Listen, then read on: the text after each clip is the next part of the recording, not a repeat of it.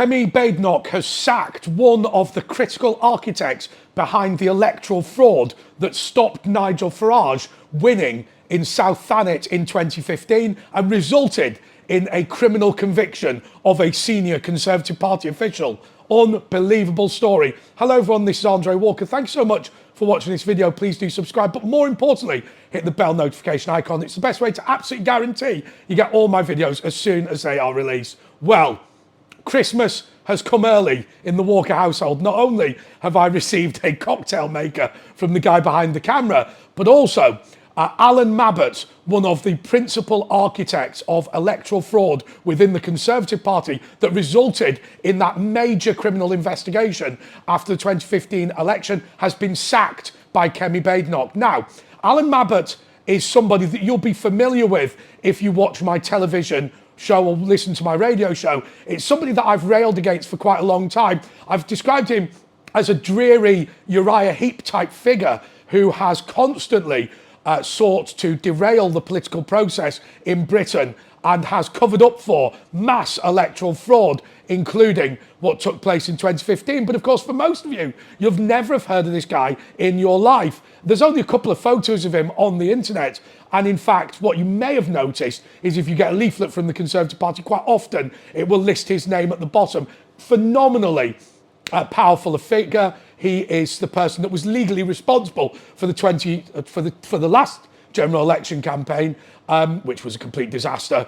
And actually, even during that period, I tried to get him in for an interview. I offered him £5,000, tracked down his mobile number.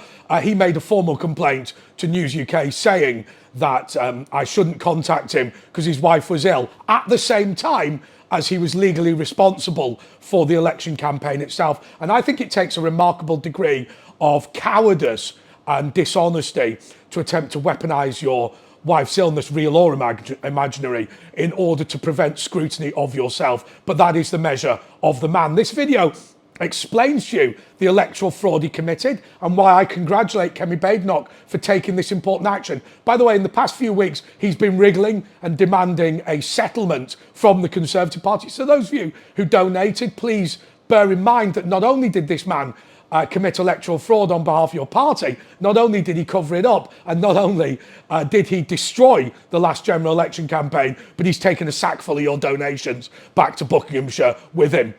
Okay, so in 2015, Nigel Farage looked set to win Thanet South. It's a slightly bizarre situation for me because I like Nigel, but I also like Craig McKinley, the Conservative candidate. Craig McKinley was the former deputy leader of UKIP. You may know him now because he's the guy who got sepsis and lost his arms and legs and is now in the House of Lords and described himself as the first bionic peer.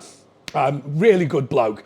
Anyway, he and his agent were working away, doing their thing, obviously struggling a little bit against Nigel Farage and the weight of the fame. But the Conservative Party had a solution to Mr. McKinley's problem that they did not tell Mr. McKinley.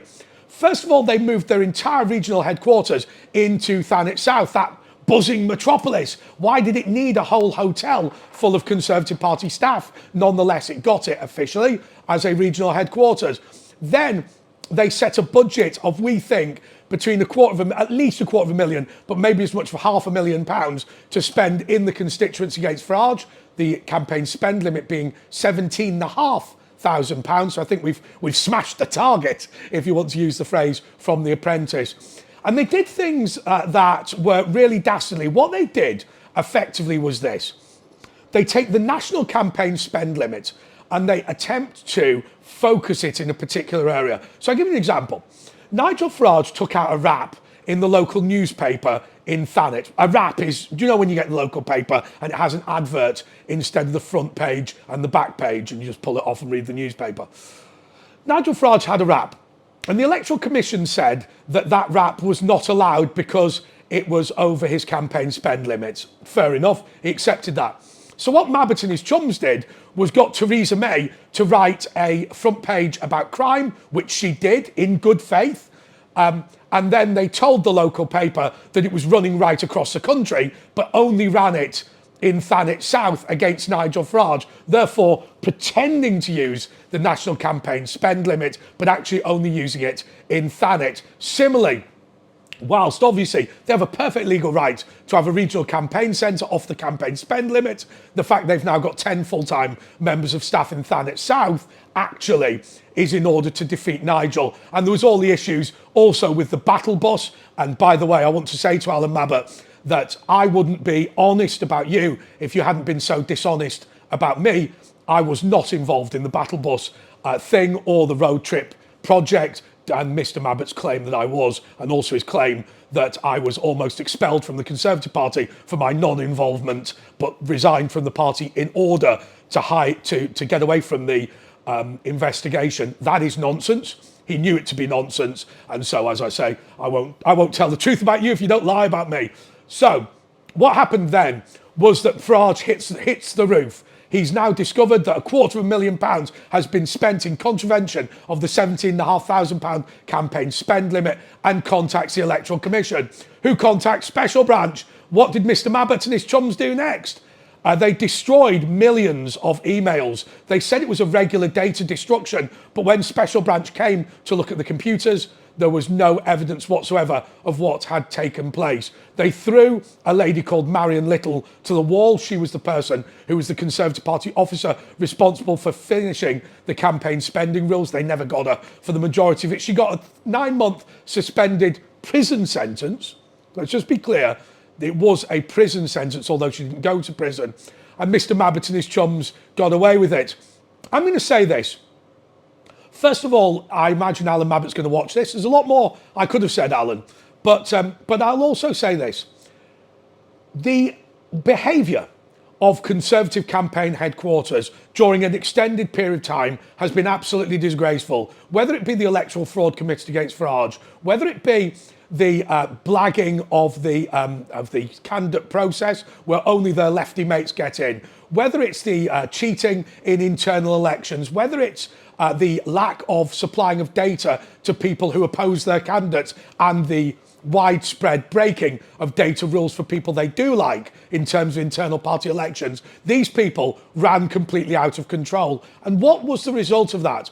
Well, the result was very simple. Conservative voters got sick of the Conservative Party. Those people, like me and like many of you, who were ordinary, decent Conservative voters, were destroyed. We saw our party collapse, our friends in local government lose, and many of our good and decent members of Parliament were taken out. And what did they walk away with? Well, in the case of Mabbutt, it's an OBE, probably a knighthood in the New Year's honours, and a sack full of money. That is his reward for the corruption that he presided over. That is his reward for attempting to subvert our British political system as one of the most senior officers in it. That is the measure of what was done to the Conservative Party members by their own professional staff.